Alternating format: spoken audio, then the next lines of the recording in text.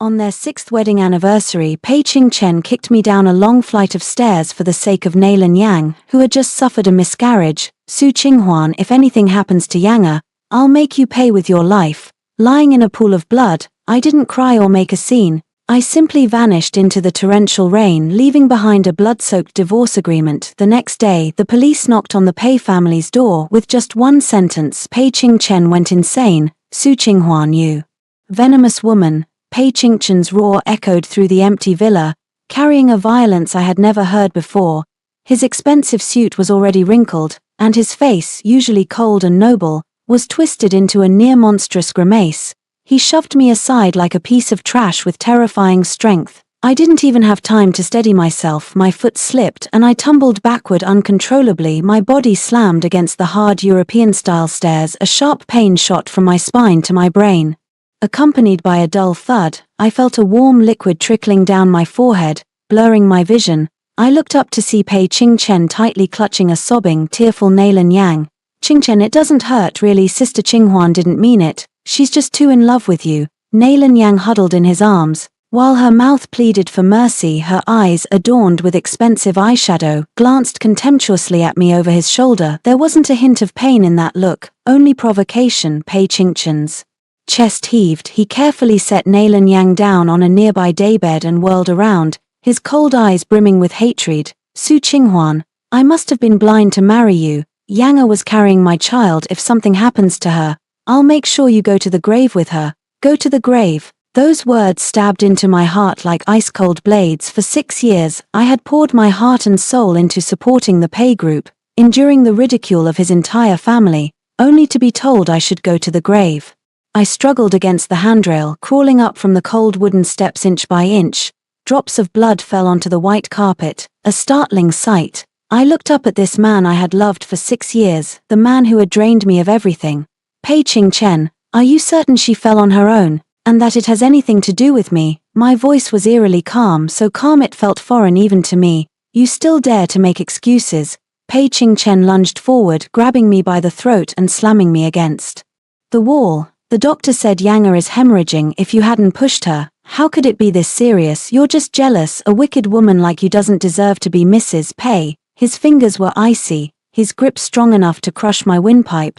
I looked through the gaps of his fingers at Nailan Yang. She was dabbing at non-existent tears with a tissue, the corners of her mouth curving into a victor's smile. They were putting on a show together. Nailan Yang's pregnancy was fake, and so was the miscarriage.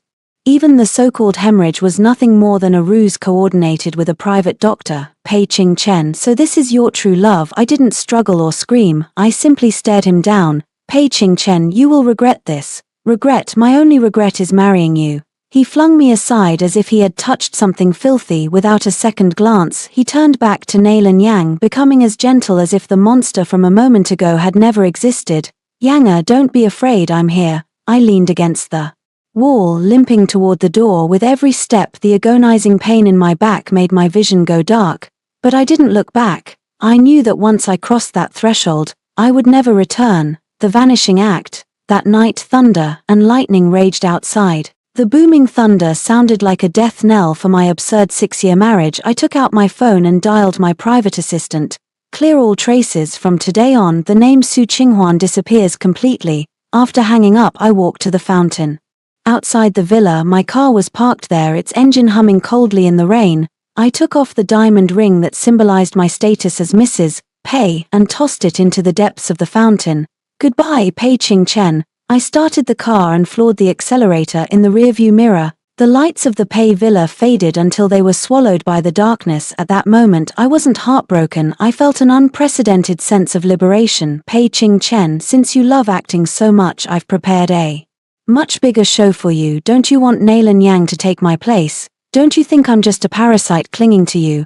I'll make you realize that without me, your Pei group won't last 3 days. My knuckles turned white from gripping the steering wheel. Since you want me to pay with my life, I'll exit with a death. As for what happens next, you'd better pray you can handle it. The car sped off the private road and merged into the highway. The GPS showed the destination as the airport, where a private jet was already waiting. I glanced through the window at the Pei house, swaying in the storm. 6 years of youth and effort. I'd consider it a donation to the dogs from now on. I was no longer the submissive Mrs. Pei, I was the heir to Universal Capital. A risk assessment expert with the power of life and death in the business world. Pei Ching-chen, your hell has just begun. At 1:00 a.m. a speeding sports car suddenly lost control at the guardrail of a mountain road. The piercing screech of failing brakes echoed through the valley, followed by a massive impact. Flames instantly lit up half the night sky. I watched the car tumble into the abyss, my heartbeat remarkably steady. A distance away, my phone screen lit up with a message from Pei Ching-chen. Su Qinghuan, be at the Civil Affairs Bureau at 8:00 a.m. tomorrow. I've drafted the divorce papers. Don't force me to use measures to kick you out. I looked at the message, curled my lips into a smile and blocked his number with a tap. See you tomorrow, CEO Pei. I whispered to the deep night outside. I turned and walked toward the plane parked at the end of the tarmac. In this game, the roles of hunter and prey had officially flipped. Now I just had to wait for dawn. I would make sure everyone in the city knew that what Pei Ching-chen discarded wasn't a parasite, but the very foundation of his entire commercial empire. The aftermath. At 4:00 a.m., the air in the master bedroom of the Pei villa was as stagnant as if it were soaked in glue. Pei Ching-chen frowned, staring intently at the divorce agreement. The printed terms were cold and heartless. It wasn't signed yet, but my wedding ring, worth tens of millions, was wrapped in a tissue and pressed neatly against the bottom left corner. That ring wasn't just jewelry, it was a family heirloom from the Pei ancestral home, given to me when I married him 6 years ago. Now it sat there like a cold death warrant. Nalan Yang was still feigning sleep in the guest room. Pei Ching-chen got up, preparing to go to the study to handle a critical overseas listing document. Just then the doorbell rang frantically. Who is it? Pei Ching-chen walked downstairs, his face full of irritation. He opened the door to find several uniformed police officers standing on the steps, looking solemn and holding official envelopes. The lead officer looked at him coldly. Mr. Pei Ching-chen, we've received a report that your wife, Su Qinghuan, was involved in a severe car accident on the southern mountain road last night. The vehicle plunged into a deep valley and caught fire. Pei Ching-chen froze for a second, then scoffed with a hint of impatience. This again to threaten me into not divorcing. She'd even play out a scene where she curses herself to death. Tell her whether she's dead or alive, this divorce is happening. The officer ignored his sarcasm and pulled a photo from the envelope, the wreckage of the accident and a blurred, charred fragment of a bank card. Mr. Pei, due to the severity of the explosion, the body is currently carbonized. However, based on the personal items and license plate info collected at the scene, the deceased has been tentatively identified as Ms. Su Qinghuan. As the officer spoke, a death confirmation form was handed to him. We need you to come identify the remains and perform a DNA match as soon as possible.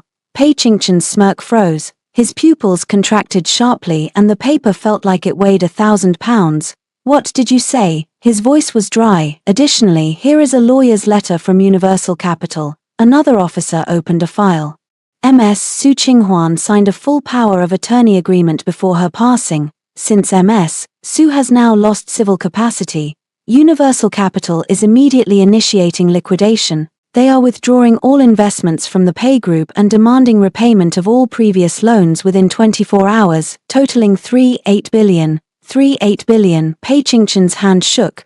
Most of the Pei Group's cash flow was currently tied up in the upcoming listing project. If they were forced to repay that much money with interest, in 24 hours the Pei Group would completely collapse. That's impossible. Pei Ching-chen grabbed the officer's collar, his eyes bloodshot, his arrogant CEO persona vanished, replaced by sheer panic. You've been tricked, she's just a housewife who knows nothing. Where would she get 3.8 billion? What Universal Capital? This is a trap she set to get back at me. Mr. Pei, please compose yourself, the officer said, coldly brushing his hand away. This is the corporate certification from Universal Capital with seals verified by international financial regulators. Legally speaking, Ms. Su Qinghuan was the actual controller of Universal Capital.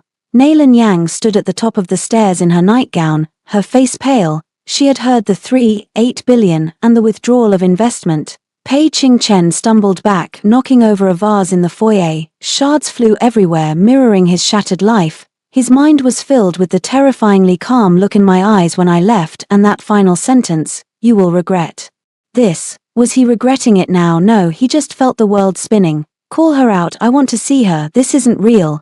Pei Ching-chen rushed to the garage like a madman. He wanted to drag me out of this dead end, even if it meant confirming a corpse with his own eyes. However, when he drove frantically to the scene of the accident, he was greeted only by yellow police tape and a bottomless, smoke-filled abyss. The rain had stopped and the air smelled of scorched iron. He stumbled to the guardrail and looked down. Aside from the blackened earth, there was nothing. Su Qinghuan, he screamed at the top of his lungs. His voice echoed through the valley, but there was no reply. A few kilometers away at a highway toll booth, an unremarkable black sedan drove slowly through.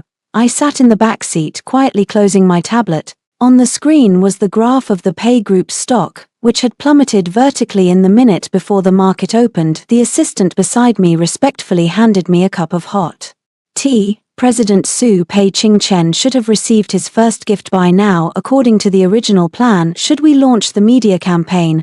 I looked at the sky turning white outside the window, a faint smile playing on my lips. Start it. Tell the media that the late Mrs. Pei suffered long-term abuse, and that there are major loopholes in the company's finances. Understood. Pei Ching-chen, if you want a divorce, I'm happy to oblige, but if you want me to go down with you, then let's see who ends up burying whom. This is merely the opening act. The real torment has only just begun. I closed my eyes and breathed in the air of freedom. For the first time in 6 years, the world felt vast, and Pei Ching-chen was destined to become nothing more than a speck of dust within it. Dawn broke, and with it, the end of the Pei Group arrived. The VIP corridor of the city private hospital was eerily quiet. Like a cornered beast, Pei Ching-chen slammed open the door to the intensive care unit he had come to collect Nailin Yang for her discharge, only to run into Dr. Wang, the attending physician, stepping out of the director's office. "Doctor, how is she really doing?"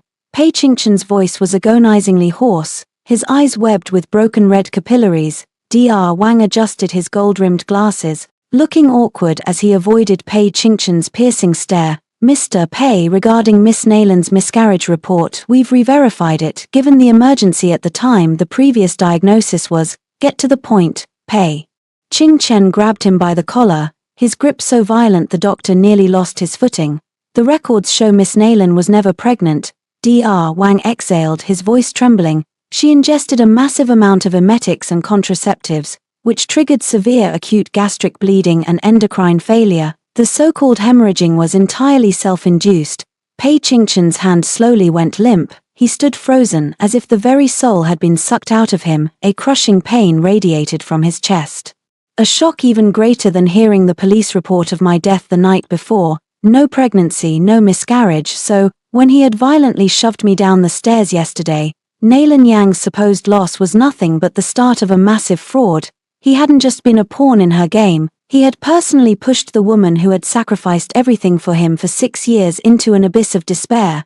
"Ching-chen," a frail voice called out from the room. Nailin Yang, clad in a hospital gown and looking deathly pale, turned her tear-filled, hypocritical eyes toward him. "Ching-chen, don't listen to them. I was just in so much pain. I really was carrying your child. Maybe the impact just made it disappear." She was still spinning tales. Even with the lie laid bare, she tried to use that pathetic, fragile act to numb his senses. In the past, Pei Ching-chen fell for it every time, but now, as flashes of me lying on the stairs, blood trickling from my forehead, replayed in his mind, the woman before him felt utterly repulsive. "Shut up." Pei Ching-chen turned, his dark, predatory eyes locking onto her. He strode over and ripped the foreline from her hand. "Ah!" Nailin Yang shrieked in terror. "Ching-chen, what are you doing?" "I'm asking you one last time," Pei Ching-chen said, his voice terrifyingly calm, laced with a lethal chill. "At the top of those stairs, did Qinghuan really push you?" Nailin Yang's eyes instantly reddened as tears spilled over. "Don't you believe me? Does our years of history mean less than that woman who never shared your heart?" Watching her refuse to repent, Pei Ching-chen suddenly remembered a file left at the Pei Group's reception by a Universal Capital lawyer earlier that morning. It was a meticulous record of every cent Nailin Yang had embezzled from the company over the last 3 years, including transfers to various other men. Initially, he thought Su Qinghuan had forged the evidence out of spite. Now, he didn't dare doubt a single word. "Enough." Pei Ching-chen slammed his hand onto the nightstand so hard the vase shattered instantly. "You don't love me, you're just using me. You were never pregnant, you just wanted to force Su Qinghuan out so you could get your hands on the Pei family assets." Nailin Yang spiraled into a total panic. She had never seen Pei Qingchen this enraged. He looked ready to tear her apart. Qingchen, calm down. That's Su Qinghuan we're talking about. She's a malicious woman. Besides, isn't she dead now? She is dead. Pei Qingchen interrupted, a self-deprecating, cold smirk tugging at his lips. It was a bleak, absurd smile. She's truly dead, killed by you, and driven to it by my own hands. He turned and walked out without a second glance at the ashen-faced Nailin Yang. He stumbled out of the hospital, the sunlight blinding him. With trembling fingers, he pulled up the divorce papers I had left behind. The agreement was already in effect. The lawyers had finalized the asset liquidation. Even his last unblocked black card now showed a limit of 0. A notification popped up, an unread email. It was a formal notice from Universal Capital to the Pei Group Board of Directors. By the late MS Su Qinghuan's directive, effective immediately, all of Mr. Pei Qingchen's authority within the company is suspended. A team dispatched by Universal Capital will take over full financial auditing of the Pei Group. At the end of the notice was a photo of me at a private helipad from the night before. In the photo, I had traded my domestic linen dress for a sharply tailored black trench coat, wearing dark sunglasses and with my back to the camera. My silhouette was cold and imposing. This wasn't the submissive wife he remembered. This was a stranger, a true titan of capital. Standing at the hospital gates, a wave of unprecedented fear washed over him. It turned out that his proudest 6 years were built entirely on a lie. He thought he was the high and mighty ruler of his world when in reality he was just a chess piece I moved at my whim. Su Qinghuan, he whispered to the empty street, his voice as shattered as his world. It had been less than 6 hours since he learned of my death. In that time, he had lost the illusion of his goddess and the business empire he relied on for survival. As his mind began to fracture, a Rolls-Royce slowed to a crawl across the street.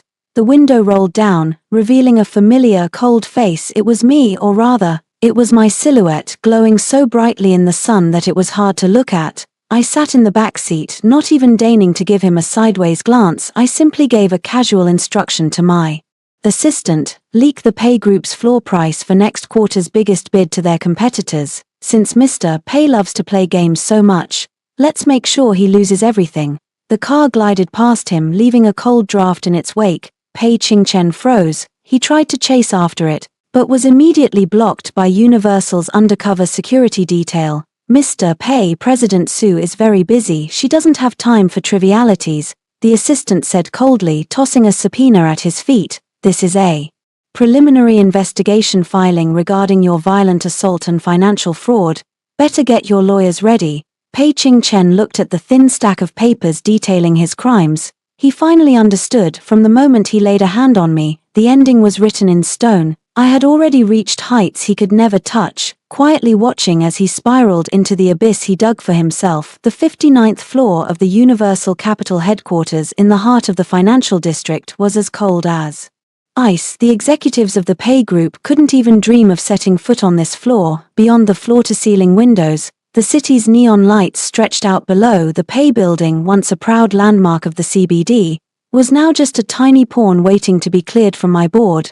I sat in a handcrafted leather chair, tapping my fingers on the desk. Before me were years of the Pei Group's financial statements, each page documenting how Pei Qingchen fabricated profits and embezzled funds to maintain his hollow CEO persona. President Su, the Pei Group's emergency shareholder meeting starts in 10 minutes. My special assistant Lin Shun stood by and handed me the latest equity transfer agreement. The moment you show up, 2/3 of the shareholders will defect.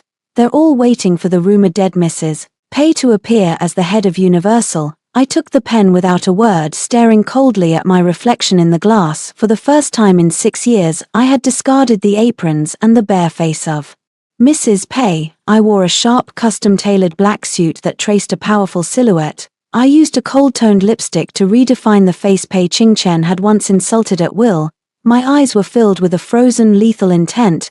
Pei Qingchen always thought I couldn't survive without him, I said, standing up and pushing open the heavy office doors. He actually believed that without his protection, Su Qinghuan wouldn't even know how to live. The elevator doors at the end of the hall slid open. I left the Universal building and stepped straight into the car headed for the Pei Group. Half an hour later, the atmosphere in the Pei Group's boardroom was suffocating. Pei Qingchen sat at the head of the table, his face grey and the dark circles under his eyes impossible to hide.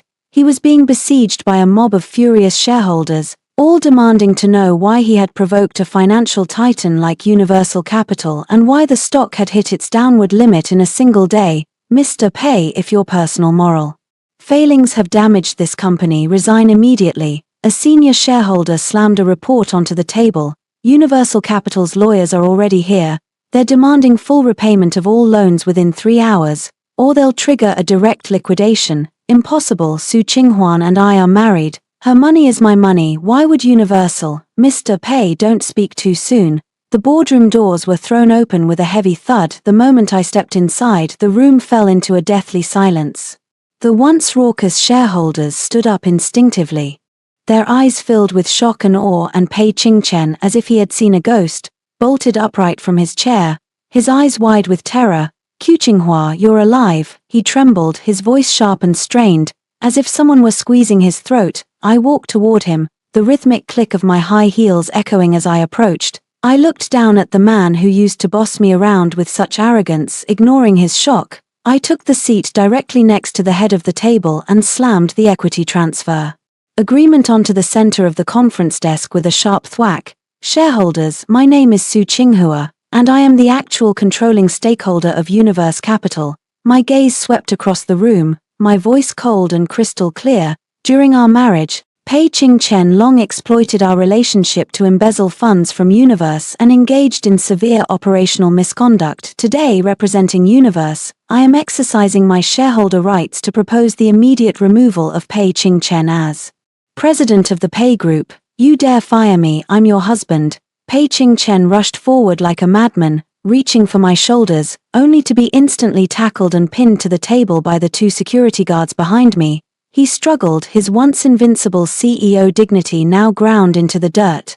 Su Qinghua, this was premeditated. You got close to me just for this day. 6 years of being a virtuous wife was all an act. I leaned down and whispered in his ear, Pei Qingchen, for those 6 years I wasn't just your maid, I was your investor.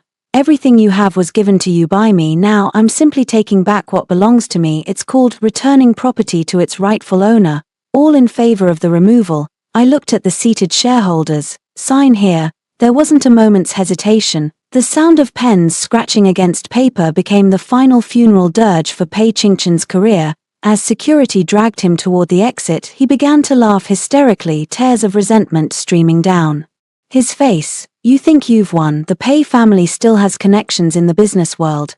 Those projects won't run without me. Su Qinghua, you'll regret this. Without me, you are nothing. I didn't even bother to look back. I simply took the tablet from my assistant and watched the Pei Group's stock price utterly collapse in real time. Get him out of here, I said flatly. From today on, the Pei Group's name is Su. A round of applause broke out in the conference room. Standing by the window, I watched Pei Qingchen being dumped onto the rain-slicked curb by security.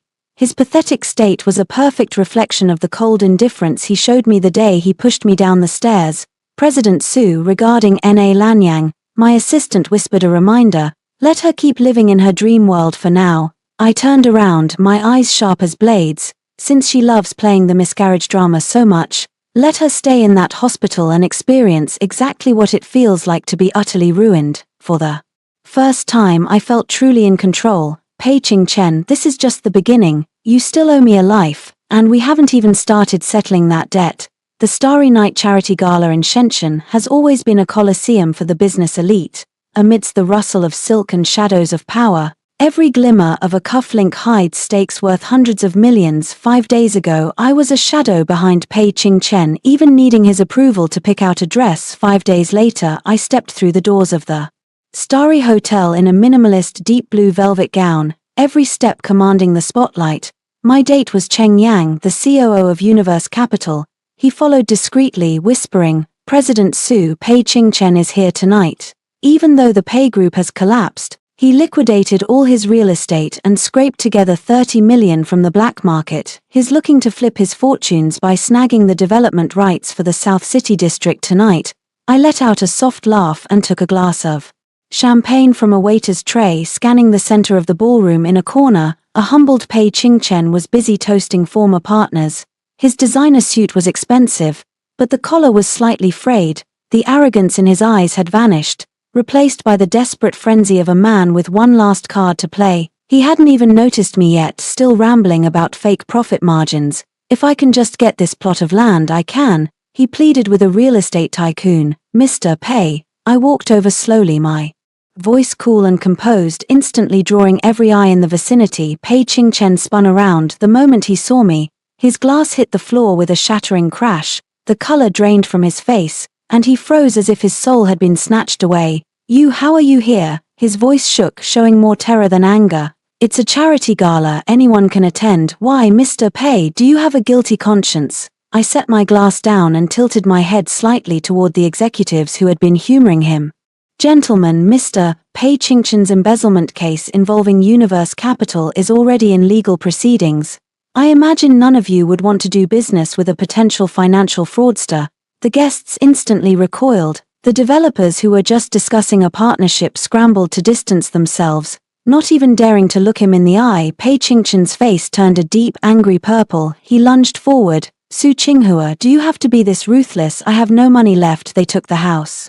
What more do you want?" "What do I want?" I took a step forward, my presence completely overwhelming him. I lowered my voice to an icy whisper. "When you pushed me down those stairs for Na Lanyang, did you think about what would happen to me? I am only taking back what is mine. As for your current state, you brought this on yourself." "Shut up, you bitch." Driven by shame and rage, he actually tried to swing at me before his fist could even drop. My security team had efficiently pinned his arms behind his back, slamming him against a decorative pillar. The ballroom music cut out abruptly, and everyone's attention converged on us. "Security, throw him out," I said coldly without a second glance. "A man like this doesn't deserve to be here." As Pei Qingchen was dragged away like trash, he screamed curses. I adjusted my gown, picked up a fresh glass of champagne and smiled at the stunned onlookers. "My apologies for the scene, everyone." Just then, the auctioneer's voice rang out from the stage. "Next up is tonight's highlight, the exclusive development rights for the South City District. Starting bid 20 million.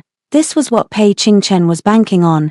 He thought this would be his comeback in his dreams. 21 million. A small-time business owner bid tentatively. 50 million. I called out nonchalantly, raising my paddle. The room gasped. 50 million was a massive overpayment for such a small plot. Pei Qingchen, still struggling at the entrance, heard my voice and broke free, rushing back in with tears of rage. "That's mine, that's my only chance." I didn't even turn my head. I kept my eyes on the stage, a cold smirk playing on my lips. 100 million. Dead silence. No one dared to bid against me. The auctioneer's gavel trembled. Going once, going twice, sold. I slowly turned to face Pei Qingchen, who had collapsed onto the floor by the door. I walked over, knelt in front of him and used my hand, adorned with an expensive diamond ring, to lightly pat his cheek. "Pei Qingchen, you're broke, and not just broke, you're buried in debt." I stood up and walked gracefully toward the exit, tossing one last line over my shoulder. "I'm not even going to develop that land. I bought it specifically so you can never ever get back on your feet." Outside the hotel, the Shenzhen night breeze was cool. Cheng Yang opened the car door for me from the back seat. I watched the pathetic sight of Pei Qingchen being forcibly removed from the premises. My phone vibrated. It was a threatening text from Na Lanyang. "Su Qinghua, don't get cocky. I have dirt on you if I don't survive this. I'm taking you down with me." I snorted and replied directly. "Then let's see who dies first." As the car pulled away, Pei Qingchen's screams faded into the distance. I knew this revenge game had only just reached its most exciting level. He thought I just wanted to destroy his career. No, I wanted him to watch as everything he ever craved was ground into dust by my own hands. The Pei family estate, a mansion symbolizing 6 generations of wealth, now looked hollowed out. The expensive topiaries in the courtyard were overgrown, their yellowed leaves swirling in the wind. The gates were locked, and only an old brass lamp flickered dimly in the yard. I knew that Pei's mother, the socialite who used to mock me as a useless housewife at every party, was hiding inside. I entered the estate without even alerting the guards. I was the one who had paid for this house. I had personally overseen every renovation and every expensive collectible.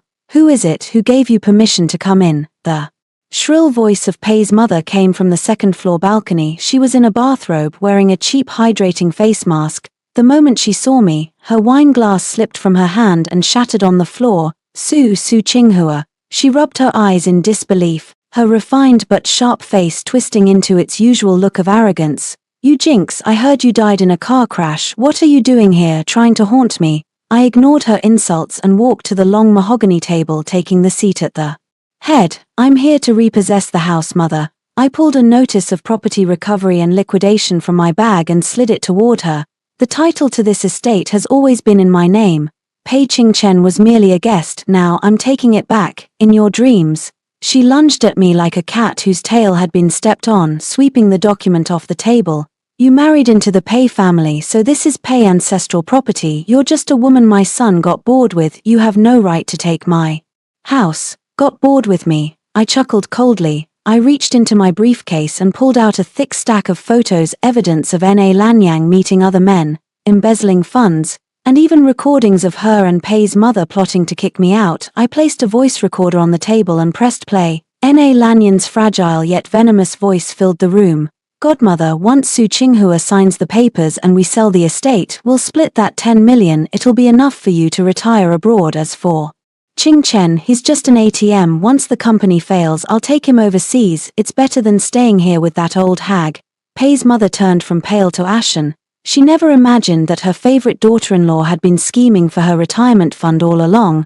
That slut, that trash. Shaking with rage, she pointed at the recorder. She dared to lie to me. No, she didn't lie to you. I stood up and walked toward her with predatory grace, my voice as cold as frost. What lied to you was your mutual greed. Mother Pei, remember when you splashed a glass of red wine in my face in public just because I didn't buy you that limited edition necklace? Pei's mother froze, her eyes darting away in guilt. Back then, you said I was just a useless parasite living off Pei Qingchen. I leaned down, staring into her terror-stricken face. So now, if that useless parasite possesses the power to make you homeless in an instant, what does that make you? A gurgling sound escaped her throat as the reality of her situation finally set in. Pei Qingchen had fallen. Without the protection of the Pei group, they were absolutely nothing in this social circle. What do you want? Her voice finally softened, tinged with a plea. Pack all your personal belongings and vacate the premises by 3:00 p.m. tomorrow. I looked out at the lush green courtyard. I'm not selling this house. I plan to turn it into a stray animal shelter. I feel that's the only purpose fitting for the current prestige of the Pei family. You're going too far. Compared to the humiliation you heaped upon me, this is just the interest on the debt. I turned away and waved to the bodyguards outside. Clear the scene, be gentle, don't scuff my floors. The guards filed in and began briskly removing her personal items. She collapsed onto the floor, wailing in despair as she watched her beloved expensive collections being shoved into cheap woven sacks. Just then the front door was kicked open again. Pei Qingchen burst in, drenched in rainwater. He had clearly just rushed back from outside, hearing from the servants that I was here. He had run in like a madman. He froze at the sight of me sitting there, his gaze shifting from the piles of packed luggage to his shivering mother. Su Qinghua, how much longer are you going to keep up this act? He lunged toward me, trying to shove me, but was firmly blocked by the bodyguards. An act? I looked up, my eyes as calm as a stagnant pool. Pei Qingchen, don't you get it yet? I'm the one calling the shots in this play now. I pulled out the final document, a summary of every personal debt under Pei Qingchen's name. This is the audit report regarding your embezzlement of Universe Capital's funds. It will be delivered to the prosecutor's office tomorrow morning. From this moment on, you haven't just lost the company, not even a single tile of this ancestral home belongs to you. Pei Qingchen stared blankly at the document. In that instant, the last spark of light in his eyes vanished. Looking at his disheveled mother and the room full of liquidation staff, he suddenly dropped to his knees. Qinghua, I was wrong, help me please, I can't go to prison, I can't lose everything. His former pride and arrogance vanished in an instant. Looking down at the man kneeling before me, I felt no ripples of emotion. I even found it slightly absurd. I had once placed such high hopes on him to lead a family, but now it was clear the man I chose was nothing more than a pile of mud. Too late. I dropped those two words coldly and walked past him. If I see you still here at 3:00 p.m. tomorrow, I'll let the law do the talking. As I stepped out of the estate's gates, the setting sun hit my shoulders. Behind me, I heard the shrill cries of Pei's mother and the desperate roars of Pei Qingchen. But I didn't look back. The place I once thought was a home was nothing more than a beautifully packaged cage. Now that the cage had collapsed, I was finally truly free, but this wasn't enough. Na Lanyang, the woman in the hospital who still thought she could flip the script, was the one who started all of this. It was time I paid her a visit. The Cloud's End Club, Shenzhen's top-tier lounge, was awash in neon lights that masked countless filthy secrets. Na Lanyang hadn't collapsed completely like Pei Qingchen. She had heard the rumors in the hospital. She knew the Pei group had changed hands and that the estate she viewed as her own had been repossessed. Now, like a cornered viper, she was determined to bite me one last time before she went down. Accompanied by Cheng Yang, I pushed open the door to the second-floor VIP suite. Na Lanyang was dressed in a priceless gown, swirling a wine glass. Her former fragility was gone, replaced by pure mania.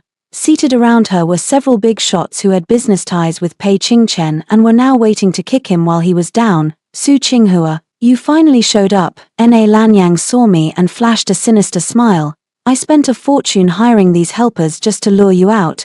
The atmosphere in the room turned hostile instantly. The men looked at me with predatory greed. They had clearly taken her money to give me a lesson. You want to ruin my reputation here. I stood at the door watching this amateurish farce. Na Lanyang, your tactics are still so low rent. Low rent if you walk out of here tonight with your clothes torn, or if some compromising photos are taken. Do you think the shareholders will still follow their capital queen? Na Lanyang sneered and pulled a voice recorder from her bag. Furthermore, I have forged evidence of Universe Capital's illegal operations during its early days. One leak to the media and you're ruined. She thought she held my life in her hands, believing I was still the Su Qinghua from 6 years ago who would cave to such threats. I walked slowly into the room. Under her shocked gaze, I gracefully pulled out the chair opposite her and sat down. Give me the recorder, I said, holding out my hand. She hadn't expected me to be so direct and instinctively pulled her hand back. You think you're still that obedient Mrs. Pei Su Qinghua, you. Before she could finish, Cheng Yang moved in with 2 security guards. Before the men could react, the guards pinned her shoulders. What are you doing? This is Cloud's End. There are rules here, she shrieked, struggling. But the recorder was instantly snatched by Cheng Yang. I didn't destroy it. Instead, I signaled Cheng Yang to turn on the high-definition projector on the wall.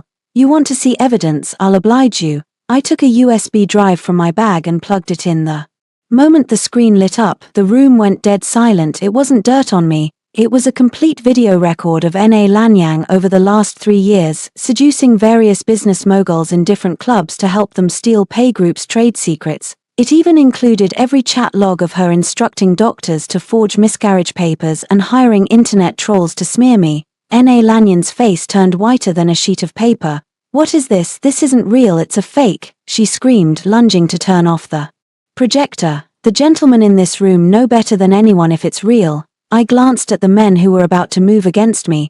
The deposits she paid you were likely embezzled from the Pei Group, weren't they? If you want to be dragged into a massive fraud case, feel free to keep sitting there. The men, who had looked so smug moments ago, were now breaking into cold sweats as they saw internal trade secrets involving their own companies on the screen. Seconds later, without a word, they scrambled out of the room. Only I, Na Lanyang, and a hidden Pei Qingchen were left. That's right, Pei Qingchen was in the adjoining suite. He thought I didn't know, but I could hear his heavy, ragged breathing through the wall. Look, Na Lanyang. I walked over and pulled up a real-time news alert on my phone. The bulletin regarding the Pei Group's major occupational embezzlement case has been released. The next names on the list, besides yours, are those bosses who just tried to help you. Na Lanyang slumped to the floor, her eyes hollow. The beauty and schemes she had always been so proud of were as fragile as paper before me. You ruined me, you ruined everything, she muttered. You ruined yourself. I signaled toward the door and the police who had been waiting stepped in. Officers, Ms. Na Lanyang is a suspect in multiple counts of commercial fraud and forgery of medical documents. Please take her away. The second before she was hauled out, she screamed toward the door. Qingchen, Pei Qingchen, save me, you said. You loved me, save me. The suite door pushed open, and a haggard Pei Qingchen stood there. He looked at Na Lanyang with no trace of his former affection, only utter coldness and disgust. He had heard the whole truth. He knew she had played him from the start, and that everything he had done was just building someone else's throne. Take her away, he said wearily, turning his back on her without a second glance. Na Lanyang's piercing screams echoed down the hallway until they were cut off by the elevator. doors I looked at Pei Qingchen standing alone under the lights, looking more pathetic than a beggar. He looked at me, his lips trembling as if he wanted to speak, but no words came out. Tomorrow I officially take over all remaining assets of the Pei Group. I walked up to him and looked him in the eye. Pei Qingchen, if you want to survive in this city, never let me see your face again. I walked out of the club, the night wind catching my hair. I had won this battle beautifully, but I knew it wasn't over. As long as Pei Qingchen had a breath left in him, his resentment would burn. But so what, he didn't even have the right to beg for mercy at my feet anymore. Next, it was time to send him exactly where he belonged. The rain in Shenzhen always comes without warning, cold and biting. I stood before the floor-to-ceiling windows on the top floor of Universe Capital, overlooking the city. The lights were dazzling, the rain was a veil, and my gaze was fixed on the dark shadow curled up in the rain by the front entrance below. It was Pei Qingchen. It has been 3 days since Neilan Yang's arrest. During those 3 days, Pei Qingchen was like a ghost haunting the city, overgrown with stubble. His once priceless suit was now soaked through, clinging to him like a layer of decaying skin. President Su, should I have someone remove him? Cheng Yang asked respectfully, standing behind me. No need. I set down my coffee, my voice calm. Let him kneel there. He's not kneeling for me, he's kneeling for that ridiculous pride of his. By the time I headed downstairs, it was already 11 at night. As I stepped through the revolving glass doors, the icy rain lashed against my face instantly, yet it wasn't nearly as cold as the scene before me. Pei Qingchen was kneeling at the base of the steps, his knees turning pale from being soaked in the puddles. That spine, which used to be so straight and arrogant, was now bent into a lowly arch. Hearing footsteps, he snapped his head up. Those eyes, once sinister and indifferent, were now bloodshot and murky. Seeing me appear, he looked as if he had caught his final lifeline. He struggled to stand, but his legs were so numb that he collapsed heavily back into the muddy water, sending a splash flying. Qinghuan. His voice was hoarse, sounding like it had been dragged over sandpaper. I know I was wrong, I truly know it now. I held my umbrella and stood 3 meters away, looking down at him. The CEO who once ruled the business world now lived like a stray dog. And what exactly were you wrong about? I asked. Pei Qingchen's body trembled violently. He didn't even bother wiping the rain from his face as he choked out. I was wrong. I shouldn't have listened to that woman's lies. I shouldn't have treated you that way. You were so good to me. You spent 6 years paving the way for me. I didn't even realize that you were the reason the Pei family gained a foothold. He wept miserably, tears mingling with the rain. 6 years ago, seeing him like this might have softened my heart. I might have given everything to help him through his crisis, but now looking at him I only found it utterly absurd. Pei Qingchen, you're wrong. I held the umbrella so that its frame blocked the faint overhead light, casting his face into shadow. You aren't regretting this because you love me, you're feeling sorry for yourself because you lost everything you wanted. He looked up sharply, a flicker of panic in his eyes. No, Qinghuan, I've thought about it so much lately. Without you, I realized no one in this world is truly good to me, no one helps me so selflessly. I want to go back to the way things were. Can we start over? Start over? I almost laughed out loud. Your remorse is worth less than trash to me now. I stepped closer, using the tip of my umbrella to tilt his chin up, forcing him to meet my eyes. When you pushed me down those long stairs back then, what were you thinking? You were thinking about Neilan Yang's non-existent child. You were wondering if I would die. In that moment you killed me, Pei Qingchen. He was speechless, his pupils trembling. Your pain now is because you lost your title as the CEO of the Pei Group. You lost that sense of superiority where you could look down on everyone. I tossed the umbrella aside, letting the rain soak me, yet I remained standing tall. You don't love me at all. You only love the Su Qinghuan who sacrificed for you, planned for you, and let you trample all over her while she stayed by your side. Pei Qingchen stared at me, his lips quivering, unable to utter a single word. He knew I had hit the mark. Go back. I turned my back on him. The law will tell you where you need to go to atone. It won't be with me, it will be in a prison cell. Su Qinghuan, he suddenly shrieked, a final struggle. Are you really this heartless, even after our 6 years of marriage, our marriage? I stopped and looked back at him through the freezing rain, my gaze devoid of warmth. Those 6 years of sentiment were crushed into ash the moment you slapped me. I strode into the elevator, ignoring his pleas and roars. Behind me, as the elevator doors slowly closed, I saw him through the gap, collapsing in the heavy rain and clawing at the floor tiles. He looked exactly as desperate as I felt the night I fell from that building. Inside the elevator, Cheng Yang handed me a dry towel and said softly, "President Su, he is completely broken. It's not his career that's broken, it's his humanity." I wiped the rain from my face, watching the slumped figure on the security monitor. This is the best punishment for him. Let him live and watch as I systematically restructure the pay group. Let him watch me reach the heights he can never touch again. I didn't need his apology, nor did I need his repentance. I just needed him to stay alive, carrying this deep regret and despair until he grew old, until his life finally ended. The rain poured harder, the city remained bustling, but the era of Pei Qingchen had officially come to an end. In the suburbs of Shenzhen there was an abandoned textile warehouse. The rusted iron doors creaked in the wind, and the air was thick with the smell of rotting dampness. I had originally intended this place to store the low-quality inventory liquidated after the Pei Group's bankruptcy. I never expected it to become the stage for Neilan Yang's final fatal blow before the police could take her away. She hadn't gone to jail yet. She had hired thugs to shake off the police on the way to the station. Funded by the real estate developers I had ousted, I was thrown inside with my hands tied. The rough hemp rope chafed my wrists painfully. Neilan Yang sat on a broken chair in the center of the warehouse, playing with a folding knife. Her once exquisite face was now twisted into a hideous mask of madness. Her makeup was half-smudged. She looked like an escort from hell. "Su Qinghuan, weren't you so high and mighty? Aren't you the heir to global capital?" She stood up abruptly, the tip of the blade grazing my cheek and leaving a thin trail of blood.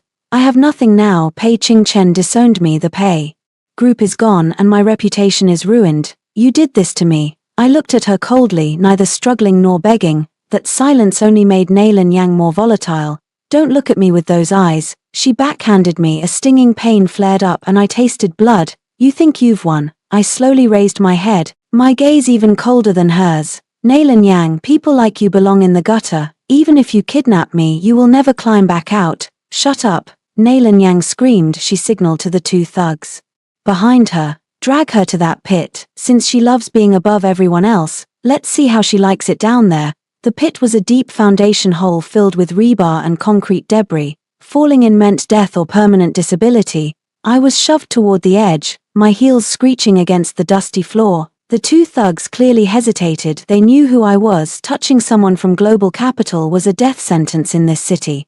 "What, are you scared?" Neilan Yang brandished her knife. "She's just a stray dog now. If you do it, I'll give you 1,000,000 each." For these desperate men, 1,000,000 was enough to risk everything. They traded glances, no longer hesitating, and grabbed my arms to drag me toward the edge. The moment my body hung in the air, Neilan Yang erupted into a piercing laugh. "Su Qinghuan, you're finally going to die. Once you're dead, this all ends." Just as the thugs were about to let go, I curled my body inward, slamming my knee hard into the right thug's abdomen. Simultaneously, I used the momentum to shove the man holding my left wrist.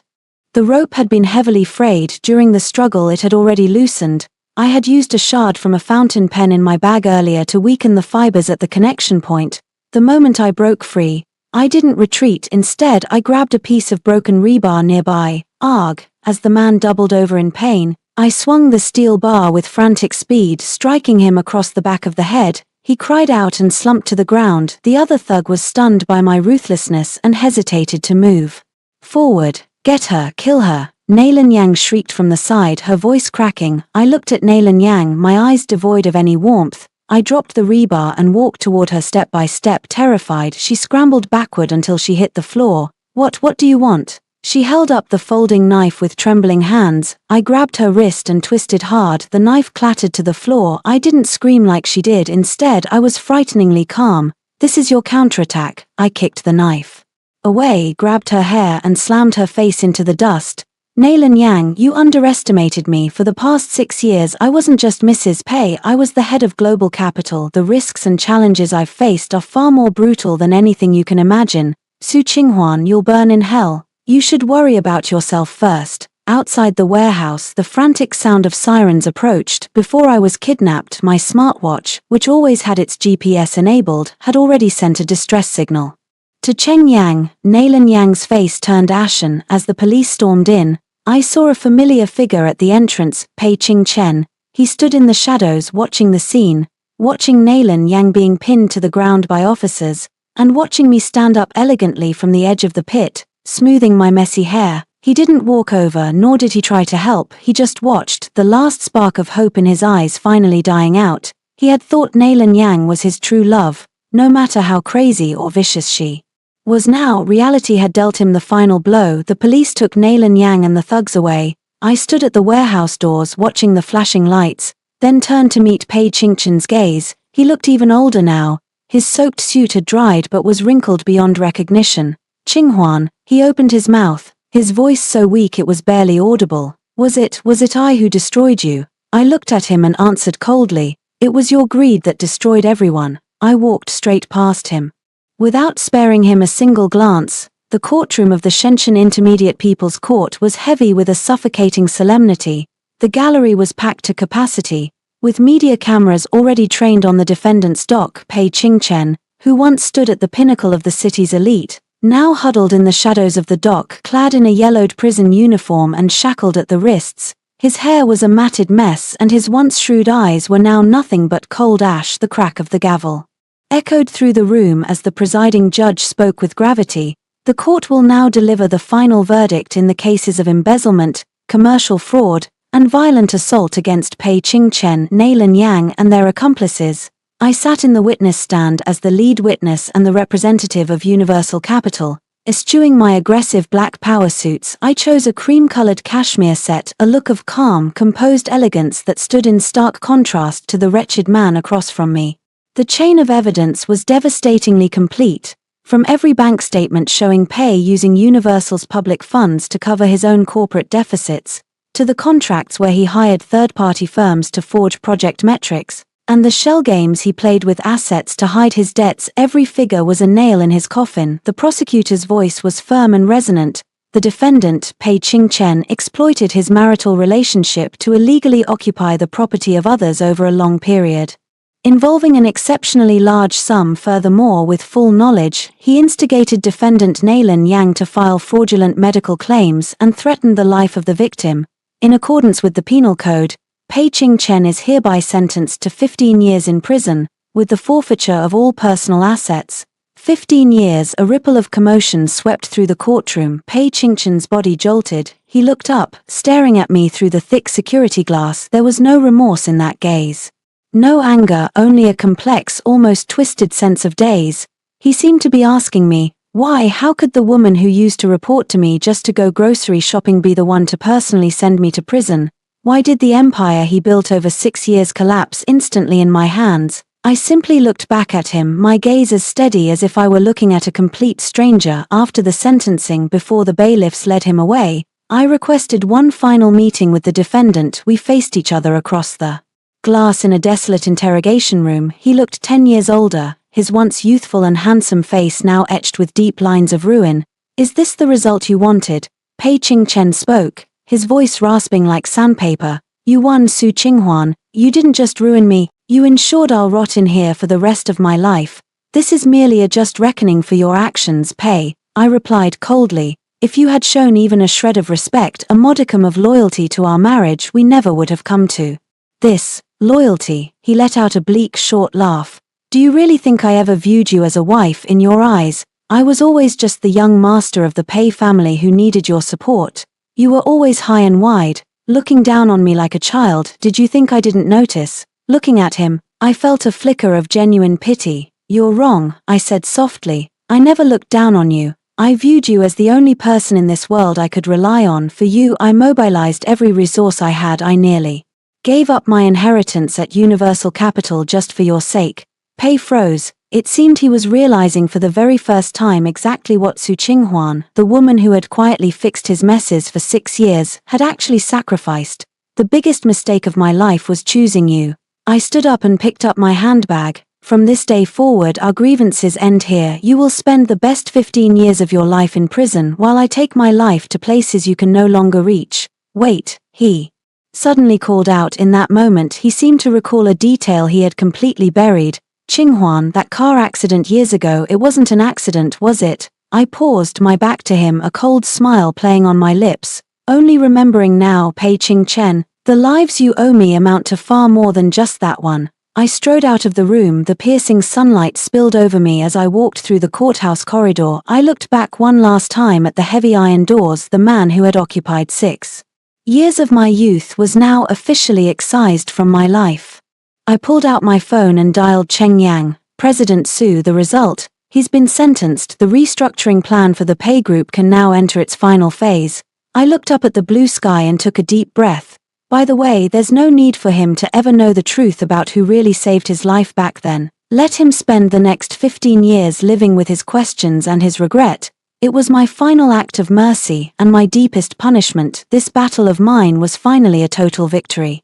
And I was ready for the next dawn. 3 days after the sentencing, I arrived at the landmark building that once symbolized the power of the pay group. The security at the door had already been replaced by Universal Capital staff. My heels clicked sharply against the marble floors, echoing through the vast lobby. The pay group was now a hollow shell, with Pei Qingchen imprisoned and Neilan Yang caught. Every faction that once clung to the Pei family had either cut ties or declared bankruptcy upon seeing the evidence of fraud. I took the private elevator straight to Pei's former executive office. Everything was as it had been: the expensive rosewood desk, the wall of honors detailing the company's history, even his favorite fountain pen sat in its usual spot. But now it all belonged to me, President Su. The asset liquidation is complete. The head of the audit team approached and handed me a thick report. All properties, vehicles, and securities in Pei Qingchen's name, including the offshore companies he set up in secret, have been seized. The banks are processing the final auctions. This building will be listed for sale tomorrow. I nodded, took the report and fed it into the shredder. Clean it up even more, I said, sitting in his old chair and turning it toward the massive floor-to-ceiling windows. Aside from the essential assets we're keeping, destroy everything else. Just then there was a knock at the door. A disheveled, defeated-looking man walked in. He was once Pei's most trusted assistant, the accomplice who helped him cook the books. He looked years older now and didn't even dare to meet my eyes. President Su, these are the last of Mr. Pei's personal belongings. He placed a battered cardboard box on the corner of the desk, his voice trembling. He insisted that if things ever went south, that I should return these to him. Is that it? I interrupted with a cold sneer. There was nothing of value in the box: a few outdated business magazines, an old lighter, and a crisply ironed white shirt. That was the first designer shirt I had saved up to buy him when he first started his business. He had cherished it back then, saying that no matter how successful he became, he would keep it to remind himself of where he started. Looking at it now, it was just pathetic. Take it away. I didn't even want to touch it. Trash built on lies has no place here. President Su, are you really going to be this ruthless? The assistant finally looked up. Mr. Pei is having a very hard time in prison. He hopes to see you one last time, even if just to repent. I stood up and walked over to him, my gaze as sharp as a blade. When he was repenting, did he think about my dignity which he trampled on for 6 years? Did he think about how pushing me down those stairs could have actually killed me? Tell him to stop performing this nauseating display of deep affection for me. The assistant turned pale, bowed his head and scurried out. I picked up the desk phone and dialed security. Dispose of the trash on the desk, then have the pay group logo removed from the building entirely. Half an hour later, I stood by the window and watched as workers used heavy machinery to pry the massive pay group sign from the exterior wall. The golden letters swung in mid-air before crashing to the ground with a dull, heavy thud. At that moment I felt the weight that had pressed on my heart for 6 years finally shatter into dust. I sent a message to Universal Capital's headquarters: liquidation complete, the pay group is officially history. As I left the building, a light mist was falling. I walked across the empty plaza, once a bustling hub, now silent save for the wind. Pei Qingchen's so-called empire had once ruled this city. Now it had vanished without a whisper. I stepped into the waiting car and told the driver, back to Universal headquarters. My journey of reclamation was now a perfect success. Every insult, betrayal, and humiliation had become a stepping stone to the summit. I had finally completed my transformation from a long-suffering wife to the Queen of Capital. But every story needs an ending. I wondered if Pei Qingchen, sitting in his cold cell and facing those stained walls, would think of me. Would he think of that white shirt, the one he thought represented his dream, and realize exactly what he had thrown away? In the end, it didn't matter, because starting tomorrow I would open a brand new chapter with Universal Capital. As for Pei Ching-chen, he can spend the next 15 years slowly chewing on his own regret. The spring breeze in Shenzhen carried the scent of new buds. I stood on the top floor of the Universal Capital building, in a private lounge I had redesigned with panoramic glass walls. From 200 meters up, the shadows that once suffocated me, the Pei family estate, the Pei office, even those stairs I fell from, were now nothing but blurred specks on the horizon. President Su, here is the new strategic plan. Cheng Yang placed a file softly before me. I didn't open it immediately. I simply traced the edge of the desk. The surface was clean, no more of Pei's self-important secrets, only a blueprint for Universal Capital's global expansion. The progress is excellent. I looked at the clouds drifting past the window, a month ahead of schedule. Everyone is saying the city's business climate feels much cleaner now that Pei is behind bars. Cheng Yang added quietly. I smiled, a sense of relief washing over me that felt almost foreign. Just then a knock came at the door. It was Pei Ching-chen's distant cousin. He had been a mid-level manager at the Pei Group but had vanished after the collapse. He looked destitute. In his hand he held a weathered prison visitation form. President Su, I just came from the prison, he stammered, placing the form on the desk. He's losing his mind in there. He says he must see you one last time. He says there's something vital, something about the car accident, that he has to give you personally. I wanted to refuse. I had nothing left to say to him, but for some reason in that split second I nodded. Tell him to write it down and have it delivered, I said flatly. And tell him this is the last time. Even if he rots in that cell, he is never to mention seeing me again.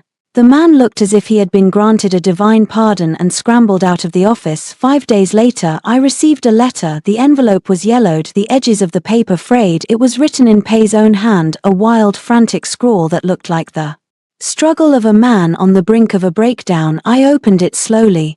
There was no apology, no begging. Inside was only a photocopy of a memo he had kept in the Pei Group safe years ago. It was from 6 years ago, when he first started his business and was desperate for an angel investor. The contract I had funneled through Universal while hiding my identity. In the corner, he had drawn a circle in red ink. Inside it he had written my name, Su Qinghuan. Below it was a single line. If I can take everything she has, the world will be mine. If she ever becomes a burden, I must destroy her completely. I looked at that line, and my heart remained unnervingly calm. So, from the very moment he decided to marry me, he never saw me. He saw the capital behind me, and a possession he wanted to control and destroy out of his own deep-seated insecurity. I fed the letter into the shredder. President Su, the press conference starts in 1 hour, Cheng Yang said, entering the room. The media is all here. The world wants to know where Universal Capital is headed next. I straightened my lapel. It was a custom-tailored suit I had picked out myself, sharp, elegant and commanding. Let's go. I walked out of the office and into the elevator. As we descended, I caught my reflection in the mirrored walls. That face was no longer the face of the humble, timid woman from 6 years ago. In her place was a woman who had survived the harshest winter and emerged with the iron-willed grace of someone who truly owns her destiny. At the conference, the camera flashes came like a tidal wave. I stood at the podium, facing hundreds of reporters and shareholders. My voice was steady and powerful. Universal Capital's goal for the future is not just expansion, it is transformation. Out of the corner of my eye, I glanced at the VIP section. There was one empty seat. The man who used to stand there, masquerading as a husband while trying to dictate my life, was now trapped in a dark corner, swallowing the bitter fruit of his own making. He once tried to destroy me. He wanted the name Su Qinghuan to vanish from this city. He was wrong. From the moment I fell from those stairs, I was no longer the Su Qinghuan he knew. Our marriage was a high-stakes gamble. He lost everything, and I won back my life. After the conference, I walked out of the building alone and strolled through the bustling pedestrian streets. Familiar music drifted from a corner cafe and sunlight filtered through the branches onto my palm. I took a deep breath of the air. It smelled like freedom. I don't owe you my life, Pei Ching-chen. You only deserve to rot slowly in that cold corner, and I, Su Qinghuan, will walk toward the brightest sun my life has ever known. The end.